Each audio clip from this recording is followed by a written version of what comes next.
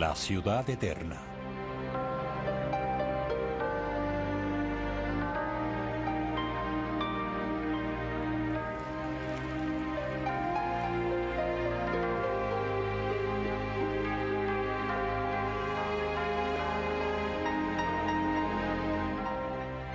La gran esperanza del cristianismo universal, desde el momento del gran cisma en 1054, es la visión de la unidad de la Iglesia del Este y el Oeste en la verdad. Una esperanza reafirmada por el Papa Juan Pablo II, siguiendo recientemente su tradicional Vía Crucis del Viernes Santo, en el cual utilizó el texto escrito por el patriarca ecuménico ortodoxo Bartolomé. Debemos continuar reuniéndonos, le dijo Juan Pablo, en el lugar que ha sido consagrado por el martirio de los primeros siglos, y en la actualidad no debemos dejar de unirnos y hablar la misma verdad sobre la cruz. La historia de la humanidad espera una total unidad. Cuando se llevó a cabo la división, no todos los ritos del Este tomaron el camino equivocado. Hubo aquellos que se mantuvieron fieles a Pedro, algunas veces a alto costo. Esta iglesia utiliza una liturgia griega y su congregación venera los íconos. Reúne el espíritu contemplativo del Este con la estructura del Oeste. Roma es su hogar materno. Pero estas iglesias católicas griegas son la excepción porque los orgullosos patriarcas, cuando rechazaron la autoridad del Papa siglos atrás, en efecto, llevaron a la mayoría de las iglesias del Este a ser sepultadas en una tumba de separación.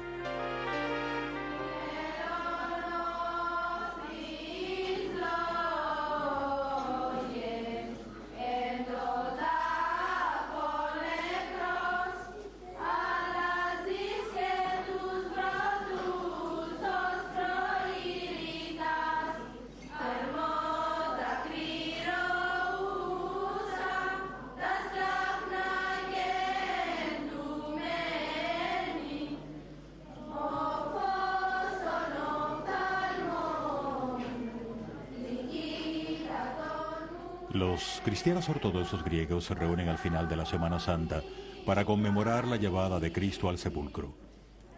Mientras que su cuerpo está en la tumba en la larga noche del Sábado Santo, así también por casi un milenio están los cuerpos de la ortodoxia esperando por la resurrección y una nueva vida.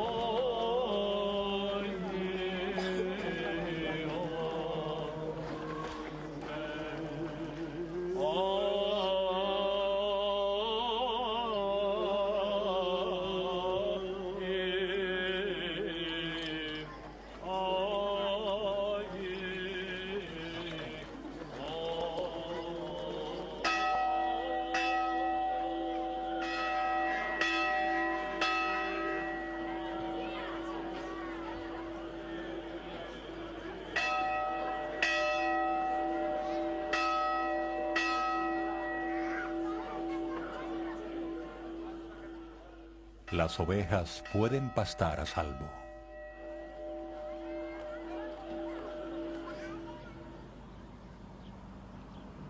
Inmediatamente después de la separación hubo terribles conflictos que hicieron temblar las fundaciones del mundo medieval. Por años, el Imperio del Este fue vulnerable al creciente poder de los turcos de Seljuk, que dominaron el imperio musulmán. Ahora, en una manera general, la agresividad y ambición del Islam puso en peligro a todo el cristianismo. A pesar de la resistencia del ejército bizantino, los musulmanes avanzan a Anatolia, amenazando más allá de Constantinopla. Tenían su vista puesta en Jerusalén y la Tierra Santa.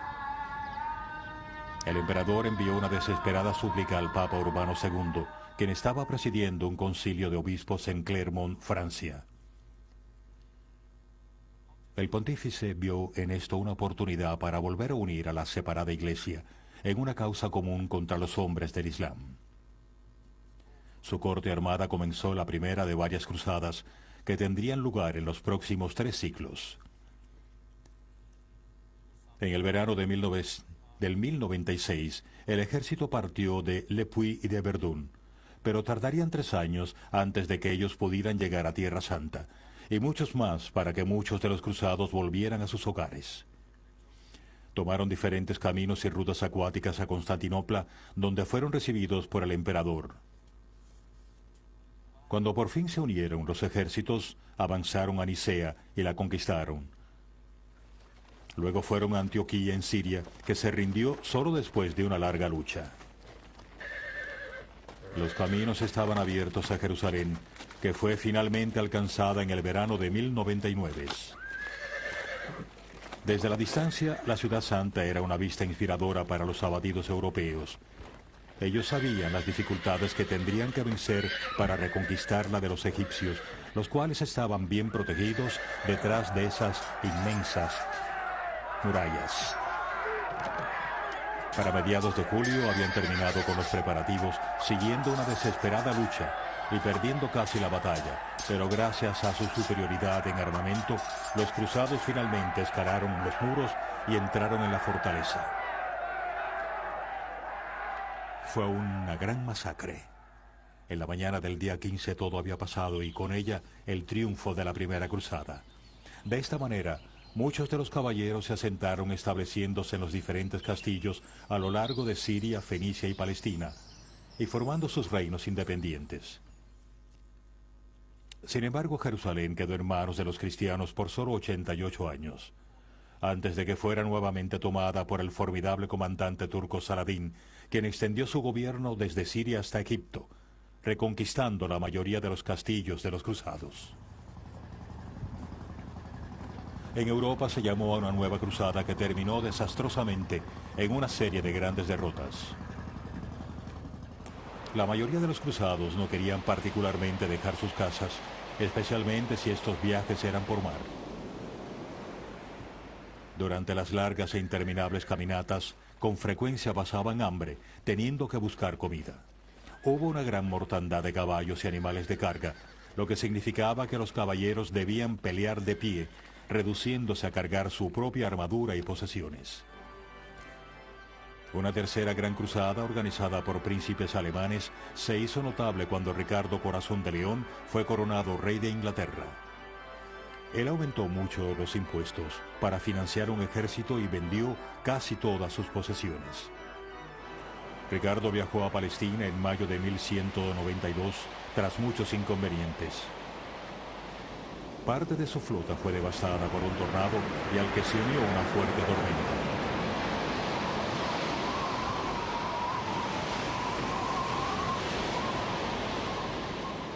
El barco que llevaba a su prometida, la princesa española Berengaria, de casualidad arribó al puerto de Limassol en Chipre. Ella fue inmediatamente tomada prisionera por el gobernador de la isla bizantina. Cuando Ricardo llegó unos días después, estaba furioso. Enviando por refuerzos, los capturó y los puso en prisión. La pareja real contrajo matrimonio en la capilla de la fortaleza de Limassol. Berengaria también fue coronada reina de Inglaterra. Ricardo tenía ahora una base en el este del Mediterráneo, desde donde podía dirigir sus ejércitos en los ataques a Tierra Santa. Pero la conquista de Chipre trajo solo un alivio temporal a la gente de allí. La isla fue vendida a los caballeros templarios que la fortificaron al estilo normando. En Colossi, cerca de 4 kilómetros al oeste de Limassol, sus castillos se alzaban en las planicies de Episcopi. Las zonas adyacentes de viñedos y tierras para la agricultura eran muy fértiles. Junto al aceite, trigo, algodón y vino, la principal cosecha era la de la caña de azúcar, que era procesada en esta fábrica cerca del castillo. La piedra de un molino que se usaba para escurrir el jugo es evidencia clara de la independencia de los habitantes de los castillos. La regla era no comprometerse mucho con los cristianos bizantinos, quienes fueron desposeídos de todo lo que tenían. Luego, cuando esta poderosa ley fue abolida y sus jefes ejecutados en Francia en el siglo XIV, Colossi fue retomada por los caballeros de San Juan.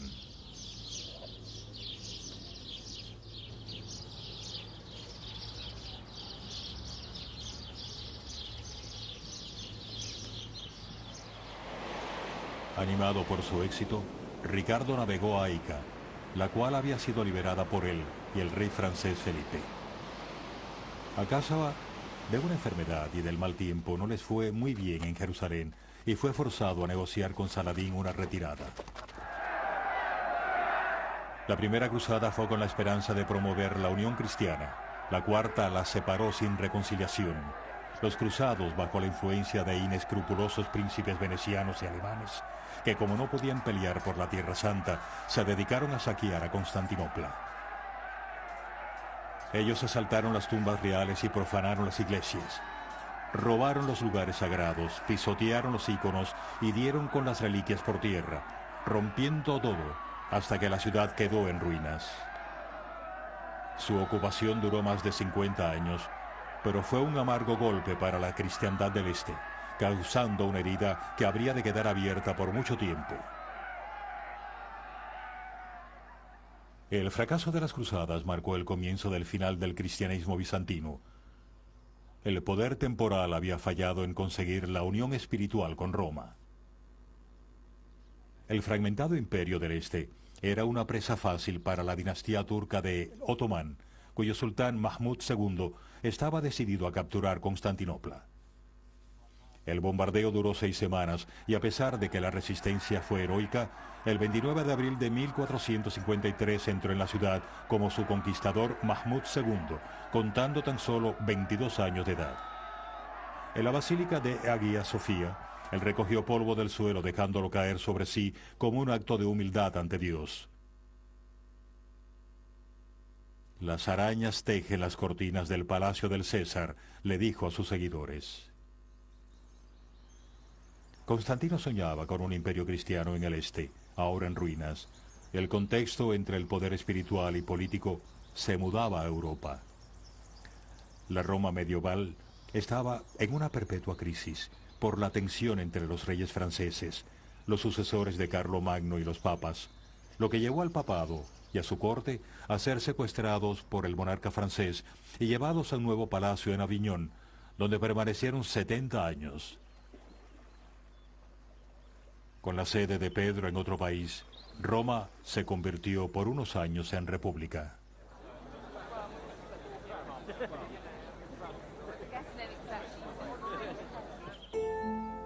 Pero había muchos en la iglesia que estaban convencidos que ya era hora de que el Papa regresara a donde pertenecía. Una de aquellas profundamente preocupada por el exilio en Aviñón fue una dominica mantelata de Siena, Catalina Berencasa.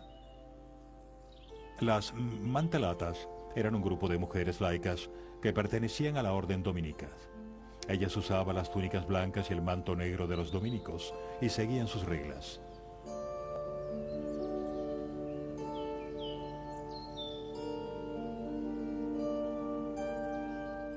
Catalina era bien conocida por su genuina preocupación por los enfermos y menesterosos, pero también tenía reputación de mística contemplativa y una gran asceta con el don de la profecía y discernimiento en la oración.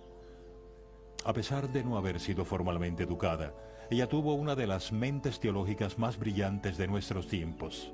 Viajó a Aviñón para suplicar en protesta al Papa Gregorio acerca de la ausencia del obispo de Roma en su hogar espiritual.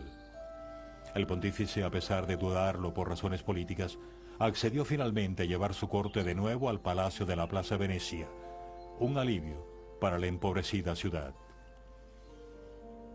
Las condiciones de su regreso le aseguraban que él era el señor de su propio estado y también comandante militar de Roma. Después de su muerte, la iglesia sufrió otro fuerte golpe con un segundo cisma. Esta vez, uno que dividió al mismo papado.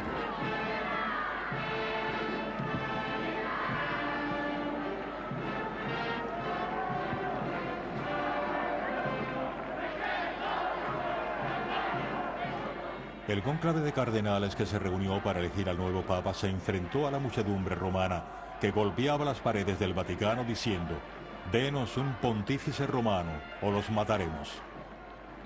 Después de una escandalosa asamblea, los temerosos cardenales se las arreglaron para elegir, si bien no un romano, al menos un italiano. Urbano VI, a pesar de su rectitud y buenas intenciones, y determinado a terminar con la corrupción y restaurar una apropiada autoridad, se enfrascó con tal afán en su cometido que pronto tuvo una situación insostenible. Catalina era incansable en su esfuerzo por conseguir que le apoyaran, extenuándose en el proceso. Ella no ocultaba su angustia ante su violencia o falta de tacto. En el nombre de nuestro Salvador crucificado, ella le suplicó: «Modere su impetuoso temperamento, Santo Padre». Los cardenales franceses no querían saber nada de él y declararon su elección inválida. Ellos le dieron a la Iglesia un antipapa, quien rápidamente se estableció en Aviñón. Así comenzó el reinado de 2 pontífices. Aunque parezca increíble, por un tiempo hubo hasta 3. Para Catalina terminó siendo un amargo golpe. Terminó su vida exhausta, muriendo, como Cristo, su esposo, murió a la edad de 33 años. Fue canonizada en 1461. Hoy, esta heroína de la Iglesia es la santa patrona de Italia. En 1970, el Papa Paulo VI declaró a Catalina doctora de la Iglesia. Este título se le ha conferido a muy pocos teólogos cristianos en el transcurso de la historia, y a ninguna mujer antes de 1970. Una firme confirmación de su extraordinaria santidad y de una excelente doctrina en una persona en particular. De ahí que el significado declaración de Catalina sea inmenso, porque sitúa a esta mujer sin estudios entre los mayores teólogos de la Iglesia, y le reconoce su lúcido y profundo conocimiento de la verdad divina y su carisma especial en comunicar palabras de sabiduría infinita y conocimiento.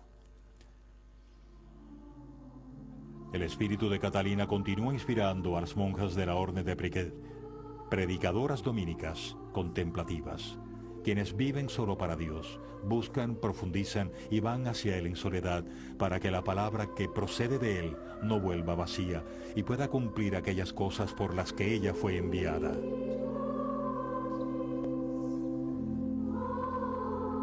En pureza y humildad de corazón, las hermanas ofrecen el sacrificio de sus oraciones, especialmente durante la celebración de la liturgia, imitando a la Iglesia de Jerusalén, que fueron puestas juntas por las enseñanzas de los apóstoles reunidos en oración diariamente.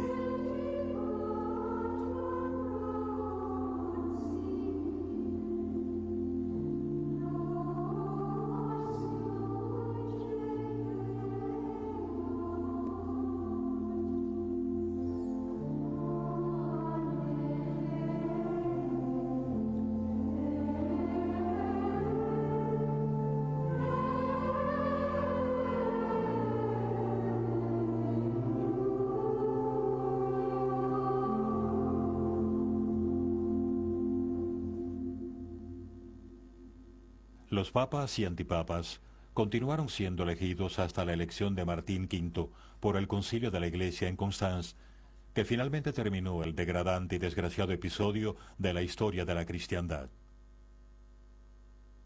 La oficina papal seguía mal usada y teniendo corrupción interna. Pronto se enfrentó a la peor crisis que hizo temblar a la Iglesia europea hasta sus cimientos.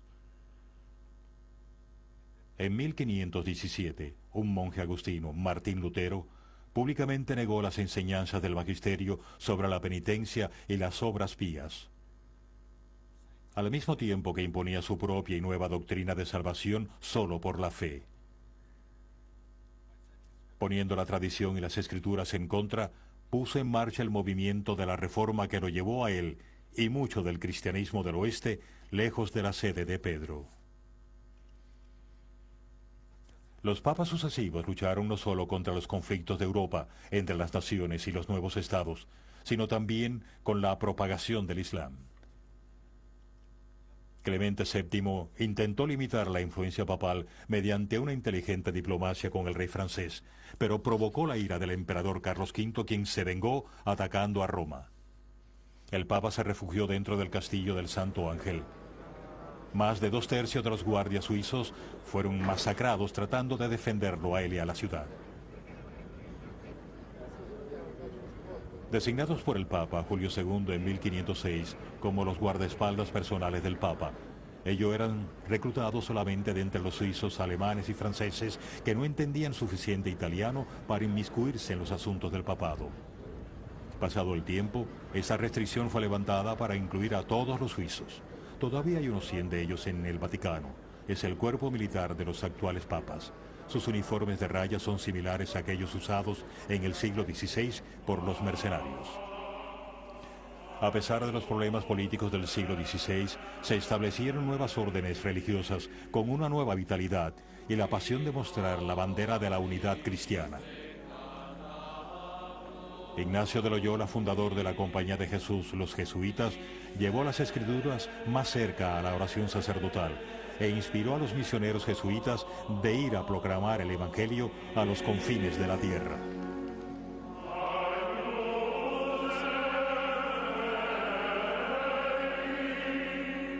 Sus seguidores tomaron un voto especial de lealtad al Papa Pablo III, quien reunió el Concilio de Trento con una agenda llena de reformas y también para reafirmar la tradición y las escrituras como fuentes de la verdad cristiana. El concilio también confirmó la autoridad especial del Papa como sucesor de Pedro y como el representante personal de Cristo en la tierra. En los años de la Reforma, los papas Medici inspiraron un gran renacimiento de las artes. En este siglo de oro surgían los genios con claridad y fuerza. Fue una era de triunfo para los grandes palacios barrocos y plazas. El papado era nuevamente poderoso y había una sensación de unidad y fortaleza.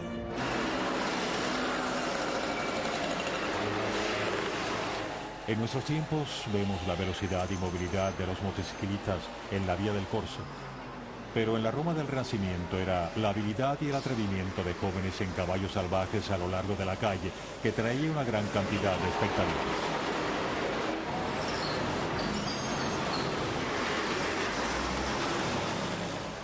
Los arquitectos papales continuaban rivalizando entre ellos, construyendo cada vez monumentos más extravagantes. Bajo su dirección, la fachada de Roma fue restaurada en tonos de mármoles cálidos, constantemente remodelados por los rayos del sol y del agua.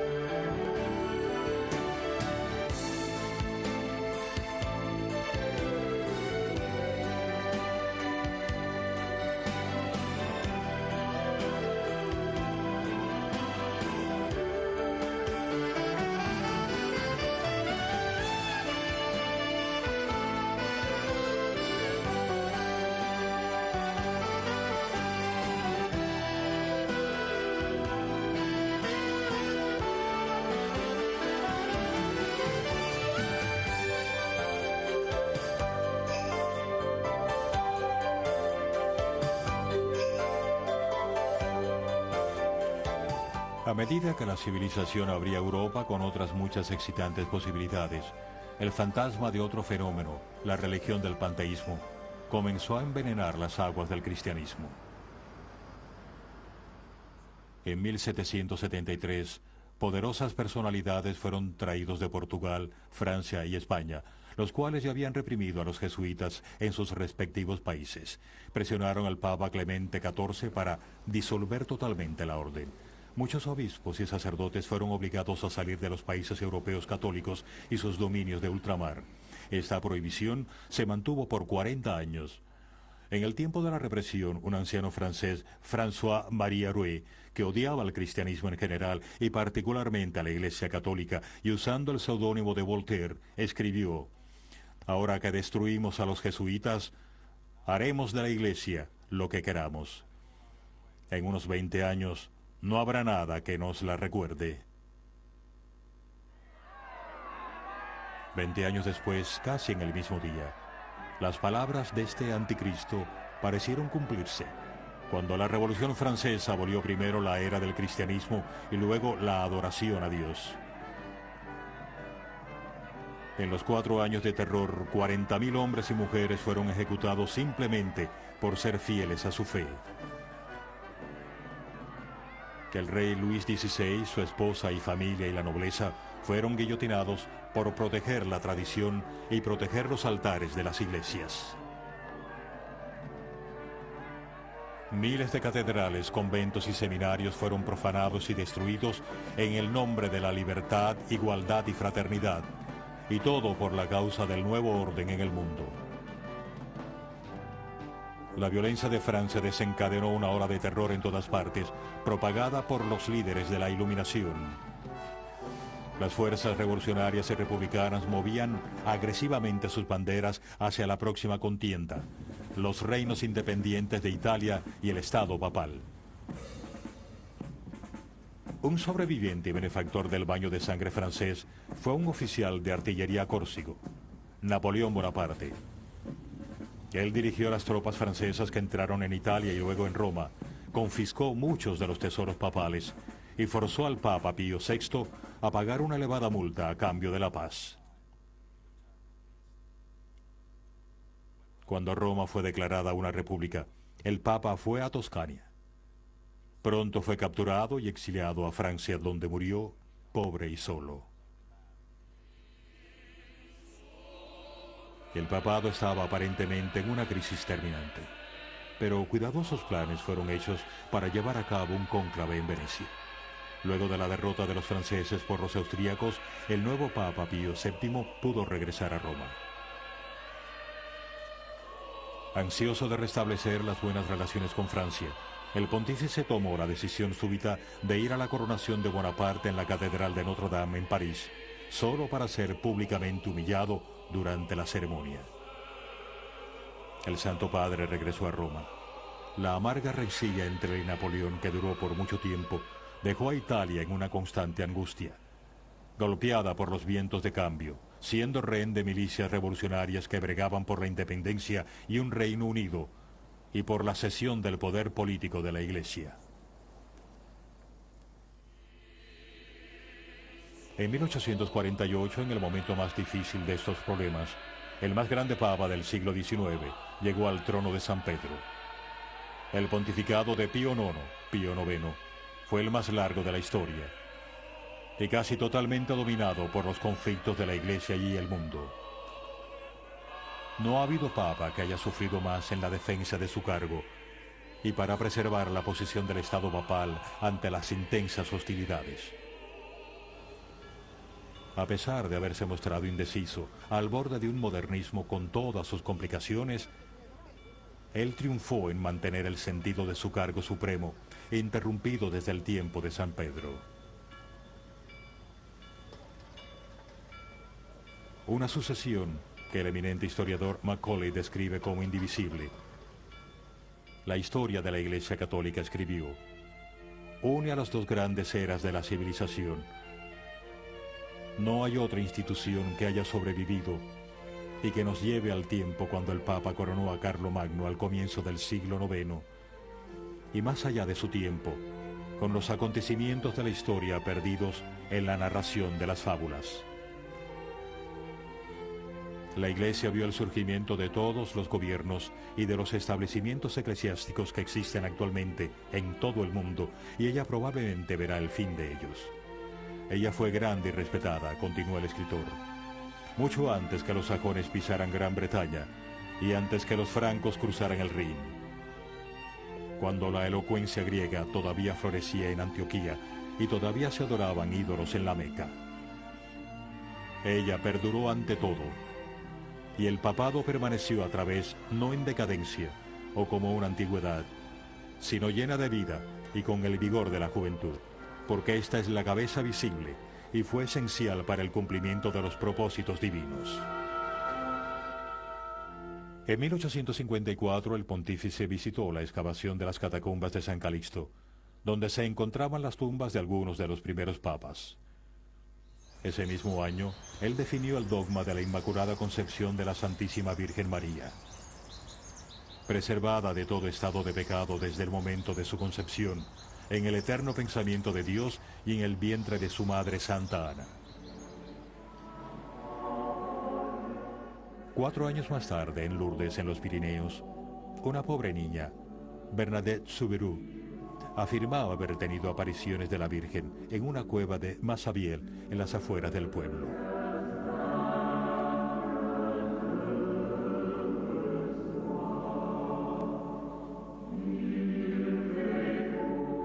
En una de las visiones, la señora vestida de blanco reveló diciendo: «Yo soy la Inmaculada Concepción».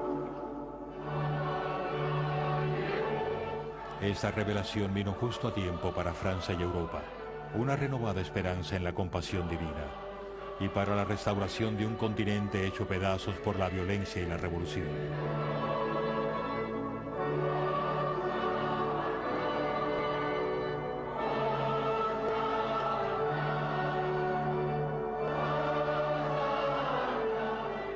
Pero mientras la Iglesia revivía espiritualmente, su poder temporal comenzó a desintegrarse.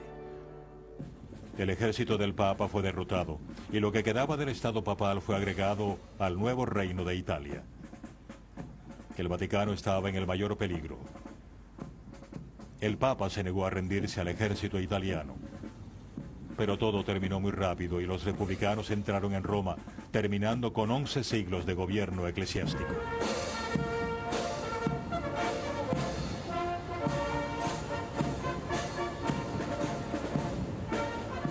Carlos Alados conmemoran la coronación de Víctor Emanuele II como el primer rey de una Italia unida, con Roma como su capital.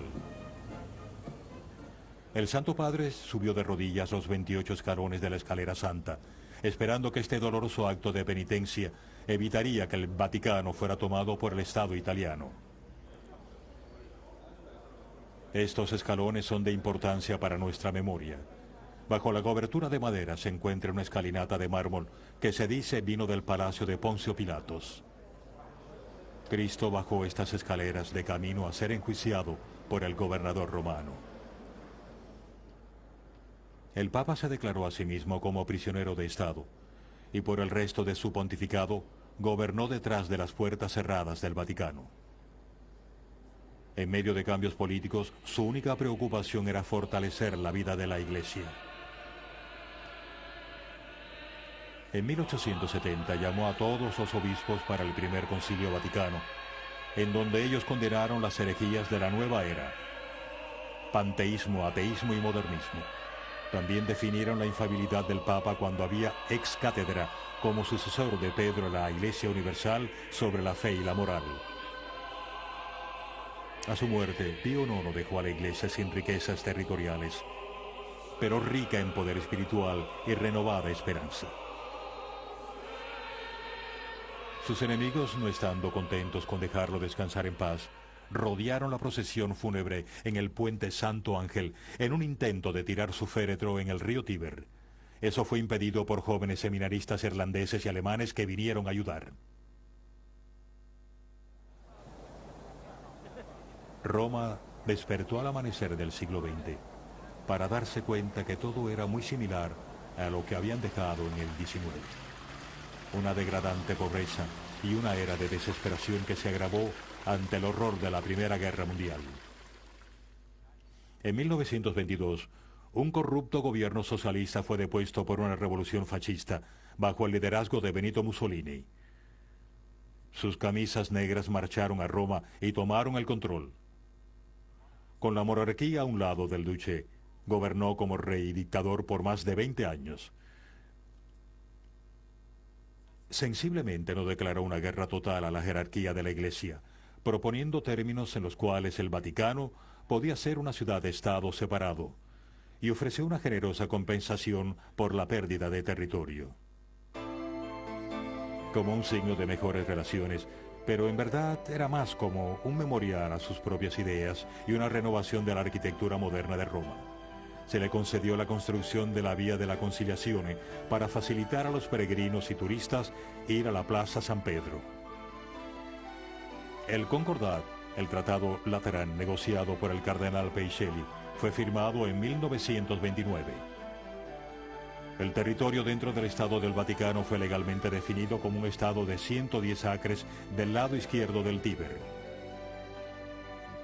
Es el país más pequeño del mundo y mantiene alrededor de 12.000 personas, cuyos trabajos son desde cardenales a jardineros. Solo una tercera parte de ellos son residentes permanentes.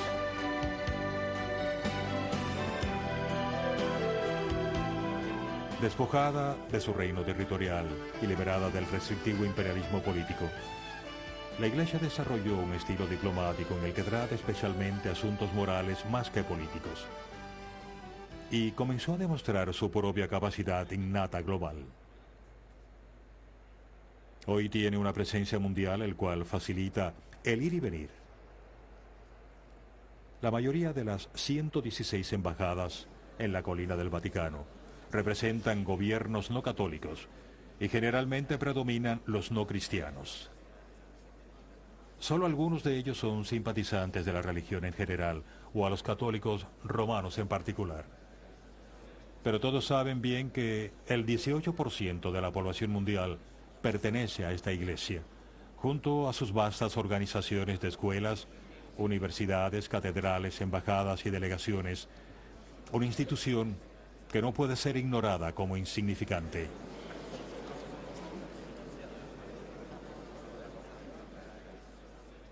En 1939, Eugenio Pacelli fue electo papa como Pío XII. Fue uno de los más sobresalientes líderes de los tiempos modernos. Habiendo sido un diplomático papal en la Primera Guerra Mundial, él vio con desagrado la llegada del comunismo y el fascismo a Europa, y vio a Alemania aterrorizada ante el programa de un fanatismo nacional socialista.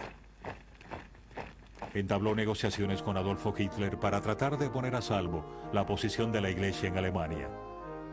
Pero a pesar de sus esfuerzos, cerca de 2/3 de los sacerdotes del país fueron puestos en prisión, torturados, exiliados y asesinados como parte de una política de limpieza étnica.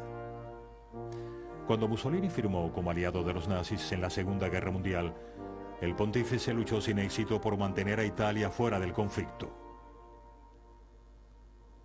¿Qué tipo de mundo resultaría de este holocausto? ¿Y qué tipo de iglesia? En 1943, el Santo Padre hizo esta pregunta vital en una importante encíclica, Mystici Corporis, que enfoca a la Iglesia como el cuerpo místico de Cristo. Sus enseñanzas claras y concisas reafirman que este cuerpo no es un concepto idealizado, sino una verdadera y visible comunidad de hombres y mujeres, alimentados por los sacramentos y reunidos por una verdadera fe y guiados por el mismo Cristo a través de su prelado señalado.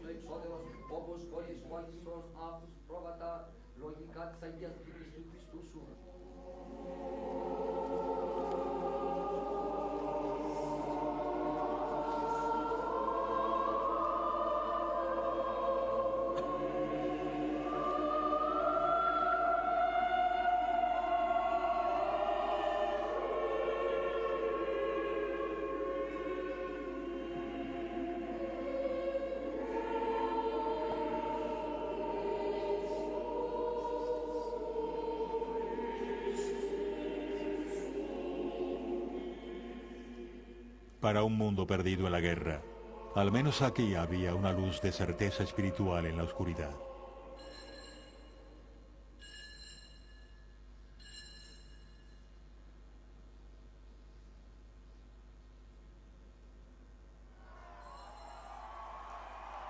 Con Europa nuevamente a sus pies y reconstruyéndose después de la guerra, el Papa, el Día de Todos los Santos de 1950, ante la presencia de 700.000 personas y dando respuestas a las peticiones de millones de los fieles que habían venido por muchos años, definió como el dogma la Asunción de la Santísima Virgen María. Esta fiesta ya se celebraba en muchos de los países del mundo, pero ahora la doctrina de que ella fue llevada al cielo en cuerpo y alma constituyó un artículo de fe. Su íntimo papel en la vida cristiana fue reafirmado por el Papa Pablo VI en el Segundo Concilio Vaticano, cuando él alentó a los obispos que la proclamaran Madre de la Iglesia y de pedir por su intercesión para una rápida unidad entre el Este y el Oeste. Como su famoso antecesor, San Pablo, el apóstol de los gentiles, el pontífice estaba comprometido a la unidad cristiana. Durante el concilio él dio un paso sin precedentes hacia la reconciliación cuando fue a Jerusalén a reunirse con el patriarca Atenágoras de Constantinopla, el primero entre sus iguales de los obispos ortodoxos griegos. Los dos líderes estuvieron de acuerdo en olvidar los siglos de recriminación y de trabajar con empeño por la unidad. Ellos se reunieron varias veces. Luego de una visita a Estambul, el Papa continuó su viaje a Éfeso, donde celebró misa en la ermita de la Casa de María, en una montaña encima del antiguo pueblo romano. Se dice que ella vino aquí por algunos años con su guardián, el amado apóstol Juan, para escapar de la persecución en Jerusalén. Esta ermita es tierra santa para los cristianos de la zona y los musulmanes que vienen aquí a orar. El valiente papado de Pablo VI terminó en un momento oscuro, cuando las reformas del Segundo Concilio Vaticano comenzaron a ser usadas como una excusa para la innovación y el modernismo. Miles de sacerdotes y religiosos abandonaron sus votos y vocaciones. Los laicos estaban confundidos y abatidos al ver la autoridad del papado disminuida por la rebelión y la desobediencia. Al final de su pontificado, el entristecido Papa dijo: el humo de Satán ha entrado en el mismo corazón de la Iglesia. Lo importante de las congregaciones del Vaticano y todo lo que administran es la autoridad personal del Papa, el Pontífice Supremo, su escudo de armas, las llaves de Pedro, debajo de la tierra triple, es una declaración siempre presente de dicha autoridad. El poder de las llaves que fueron confiadas a Pedro por Cristo, las llaves que Santa Catalina de Siena describe como las llaves de la sangre de Cristo, eran ahora confrontadas con la no creencia y escepticismo. Providencialmente, un nuevo guía de la verdad y la moral pasó al frente con la elección del primer papa no italiano por más de 300 años. Karol Wojtyła, el cardenal arzobispo de Cracovia en Polonia, un hombre fuerte y vibrante en la fe, removerá al mundo como un coloso. Su elección fue recibida con entusiasmo universal. Desde el comienzo de su pontificado, la tarea que enfrentó era enorme. Se daba cuenta que para la mayoría de los fieles, la Iglesia había perdido el camino. Su administración interna era un desastre, y las reformas del Segundo Concilio Vaticano fueron interpretadas de manera muy liberal. El consenso de la más básica instrucción católica ya no se podía dar como segura. Para el resto del mundo, la deserción de la fe por parte de los católicos era de decadencia y amargura. La fe fue revelada y la tradición fue abiertamente atacada por los teólogos modernistas. Y la universalidad de la Iglesia se estaba moviendo a una peor herejía y a un cisma interno. Desde el comienzo, Juan Pablo II no consideró la reforma de la enferma burocracia como algo prioritario, pero decidió en su lugar viajar por todo el mundo para llevar el mensaje del Evangelio, como el primer misionero Pablo, y de hacer presente en la arena del mundo su autoridad geopolítica como sucesor de Pedro y como el representante personal de Cristo en la tierra. Él estaba acostumbrado al conflicto, habiendo formado parte de la resistencia polaca ante los nazis en la guerra. y era un héroe para su propia gente por la defensa de la Iglesia contra la persecución del marxismo comunista. Como papa, su valentía y resolución casi le cuesta su vida. A 2 años y medio de su pontificado, el 13 de mayo de 1981, un asesino trató de matarlo durante una audiencia papal abierta en la plaza de San Pedro. El papa vio a una niña llevando una medalla de Nuestra Señora de Fátima. Mientras él se inclinaba hacia adelante en su lento papamóvil, el asesino disparó. Había apuntado precisamente a donde había estado su cabeza. 2 peregrinos cayeron heridos en el suelo. 2 disparos más salieron, uno de los cuales penetró el abdomen del papa.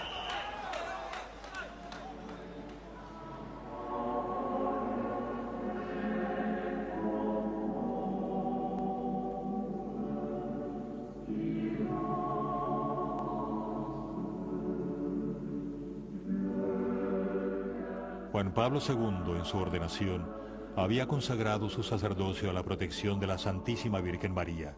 Estaba convencido que fue ella quien salvó su vida. Su lema personal es Totus Tuus.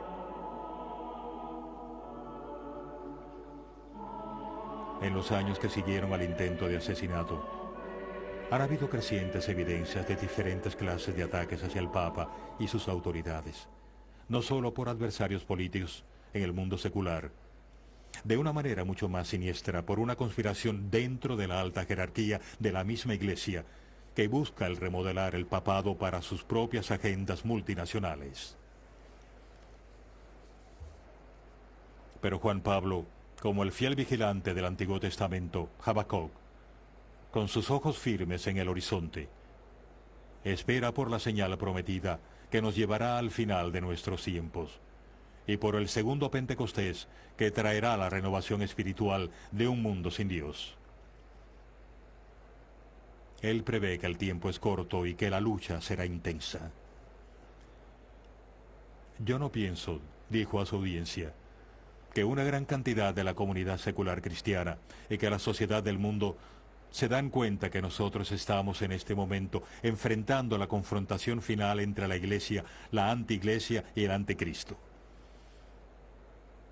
Esta confrontación es parte de la voluntad de la providencia divina. De ahí que está en los planes de Dios. Es un desafío que la Iglesia debe tomar valientemente. ¿Cuántas veces desde la renovación de la Iglesia surge del derramamiento de sangre? Esta vez no será diferente.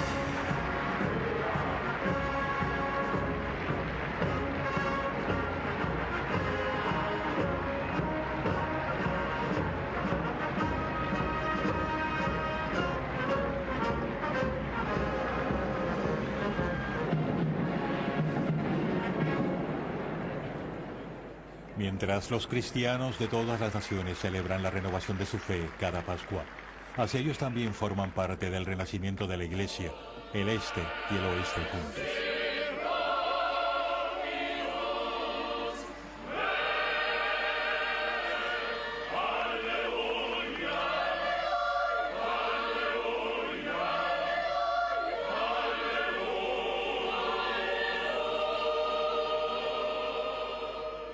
Cuando el pontífice ofrece la misa el domingo de Pascua en la Plaza San Pedro, lo hace como cabeza de la Iglesia Universal y como símbolo de su unidad visible.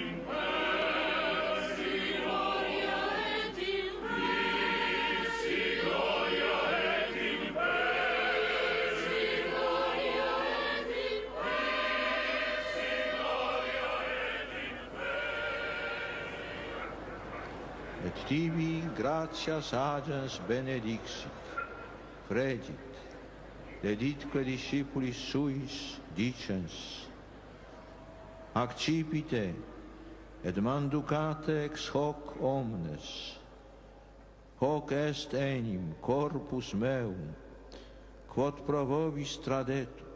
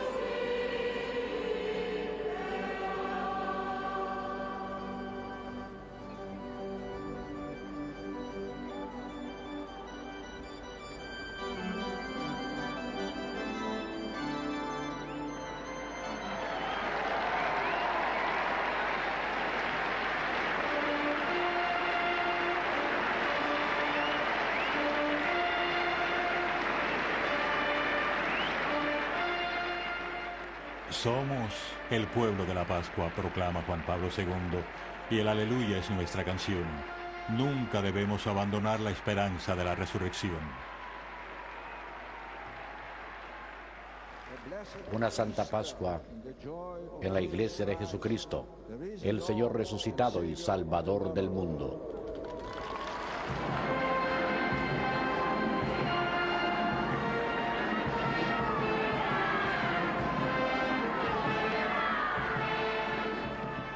Esta reunión de personas de todas las naciones es el cuerpo vivo de Cristo bajo el liderazgo del Papa, quien como un buen pastor lleva a sus ovejas a pastar donde están a salvo.